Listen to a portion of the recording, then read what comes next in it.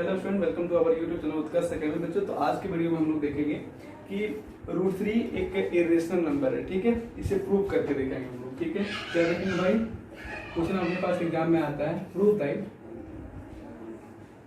√3 an irrational number. ठीक है भाई, क्वेश्चन में लिखा हुआ मैं कि प्रूव करना है कि √3 एक इरेशनल नंबर है। और ध्यान रखिए, √3 ही नहीं, जितने भी प्राइम नंबर होंगे और वो अगर रूट के अंदर में है, वो सारे नंबर क्या होंगे, इरेशनल नंबर होते हैं। ऐसे ही क्वेश्चन आपके एग्जामिनेशन में आता है क्लास 10 में, प्रूव करने को देगा, जैसे √2 हो गया, √3 हो गया, √5 हो गया, इस प्रकार से। ठीक है, तो आज के लेक्चर में हम देखेंगे कि √3 को प्रूव करके देखेंगे कि √3 हमारा कैसा नंबर है, इरेशनल नंबर है। ठीक है भाई, अब देखिए, मुझे प्रूव करना है कि √3 एक इरेशनल नंबर। आप सभी बच्चे जानते हैं कि √3 क्या है, इरेशनल नंबर पहले से, लेकिन इसे प्रूव करके दिखाना है। ठीक है भाई, तो हम क्या करते हैं, अगर मैं इसे ऐसा कुछ कर दूं कि भाई कह दूं कि √3 क्या है, इरेशनल नंबर नहीं है। मैं क्या कह दूं कि √3 इरेशनल नंबर नहीं, तो √3 अपने आप क्या हो जाएगा, इरेशनल नंबर हो जाएगा। ठीक है ना, तो ऐसा ही करते हैं हम लोग। ठीक है, सबसे पहले जो हमारा फर्स्ट स्टेप होगा, हम देखते हैं क्या करेंगे, इसे लीड कर लेंगे √3 या, ठीक है, रेशनल नंबर मान लेते हैं। ठीक है भाई, √3 को क्या मान लेता हूँ, रेशनल नंबर। तो जैसे मैं रेशनल मानूंगा तो क्या होगा, √3 इक्वल टू कितना होगा, p/q, है ना। मतलब आप जानते हो कि रेशनल नंबर जो होते हैं वो p/q के फॉर्म में लिखा जा सकता है। यहाँ पे q नॉट इक्वल टू 0, यहाँ पे ले देते हैं वेयर।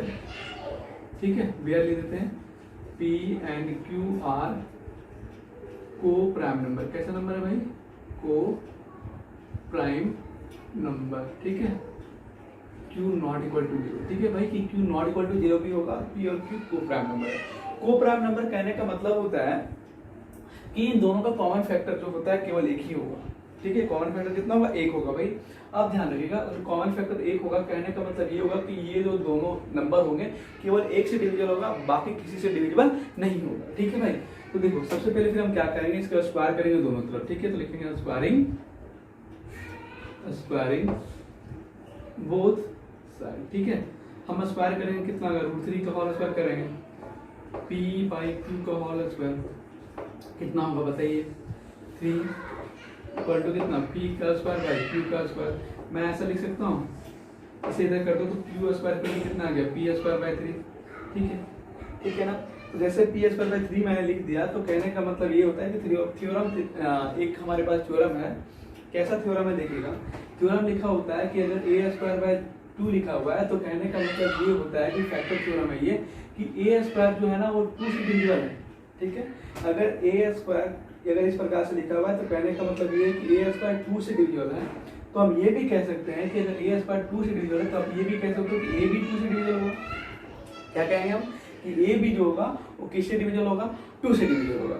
अब ध्यान रखिए, हमारे पास ये है, तो इसको हम कैसे, एक देखिए, या ये भी कह सकते हैं कि सपोज जो 10 का स्क्वायर जो है वो 5 से डिविजिबल है। मतलब अगर 10 का स्क्वायर एक नंबर है, a स्क्वायर मतलब 10 स्क्वायर लिख दिए, और अगर ये 100 है, अगर ये 5 से डिविजिबल है, तो हम कहेंगे कि 10 भी किससे डिविजिबल है भाई, 5 से डिविजिबल। ये भी कह सकते हो ना। ठीक है, कि 10 का स्क्वायर है, अगर वो 5 से डिविजिबल है, तो आप कहोगे कि 10 भी जो नंबर होगा किससे डिविजिबल होगा, 5 से डिविजिबल होगा। ठीक है ना। अब देखिए हम क्या करेंगे, लिख देंगे यहाँ पे therefore p square is divisible by, है ना, 3, है ना, तो लिख सकते हैं सो p is also divisible by, है ना, बाय 3। ठीक है, कि मैंने बोला कि p स्क्वायर जो डिविजिबल बाय 3 है, दैट मींस p भी क्या होगा, डिविजिबल बाय 3 होगा। ठीक है, अब देखिए कहने का मतलब ये है कि p जो है 3 के कोई ना कोई टेबल में आएगा, p जो है 3 के टेबल में कोई ना कोई में जरूर आ जाएगा। मतलब 1 टाइम्स में आएगा, 2 टाइम्स में आएगा, कितना भी टाइम्स में आएगा मुझे पता नहीं, लेकिन कोई ना कोई टाइम्स में जरूर आएगा। तो हम लेट कर लेते हैं यहाँ पे कि भाई ये p जो है 3 के टेबल में k के टाइम्स में आता है। ठीक है, यहाँ पे लेते हैं k क्या है बाबू, कोई अगर पूछे k क्या है तो बोलेंगे k क्या हमारे पास इंटीजर है, k क्या यहाँ पे इंटीजर है। अब इस p का वैल्यू को इसमें पुट करो। ठीक है, लिख देते हैं हम लोग यहाँ पे लिखते हैं पुटिंग p इन इक्वेशन। ठीक है, कौन सा इक्वेशन में पुट करते हैं, फर्स्ट में। देखिएगा हम लोग क्या प्राप्त करेंगे, आप देख लीजिएगा, तो q स्क्वायर इक्वल टू कितना होगा, 3k का होल स्क्वायर बाई कितना 3, ठीक है ना भाई।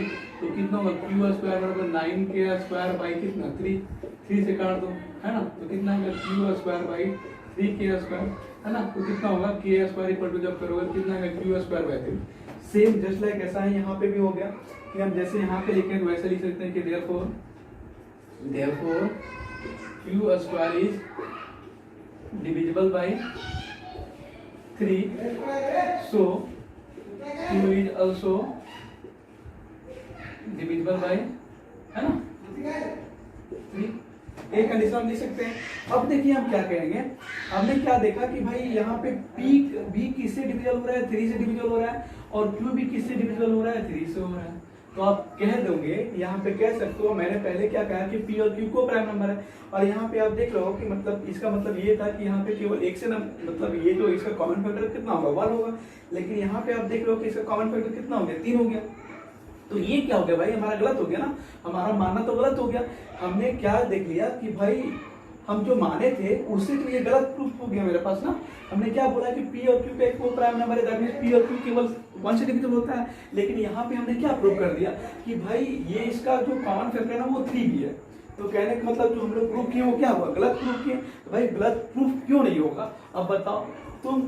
अब गलत माने भी तो हो कि √3 क्या एक रेशनल नंबर है, तो वो जब गलत माने तो आपका गलत प्रूफ भी तो होगा। अब देखिएगा तो हम लिख सकते हैं कि देयरफॉर, है ना, लिख सकते हैं ऐसा कि we can say p and q have 3 as a common factor, है ना। 3 क्या है, 3 जो है p और q का एक 3 क्या है कॉमन फैक्टर है ना। जो क्या होगा दिस कॉन्ट्राडिक्ट, अब जो हमारे पास क्या हो गया यहाँ पे कॉन्ट्राडिक्ट कहने का मतलब अब देखो मिसमैच हो गया ना, कि हमने माना कुछ कह दिया आ गया कुछ, लिखेंगे दिस कॉन्ट्राडिक्ट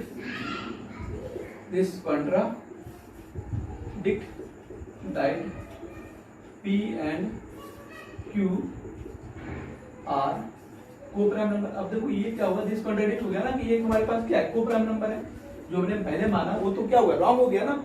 तो इसलिए रॉन्ग हो गया ना, क्यों भाई, क्योंकि इसका कॉमन फैक्टर कितना आ गया 3 भी आ गया। तो लिखेंगे अब ये आया कैसे गलत, तो लिखेंगे दिस हैपेंस, है ना, ये हुआ कैसे, this happens due to our wrong assumption, ठीक है, रॉन्ग एजम्पशन, ठीक है। हमारे रॉन्ग एजम्पशन के चक्कर में क्या हो गया कि हमारे ये जो है दिस हैपेंस, है ना, due to our wrong assumption. क्या भाई क्या गलत माने थे हम लोग, दैट √3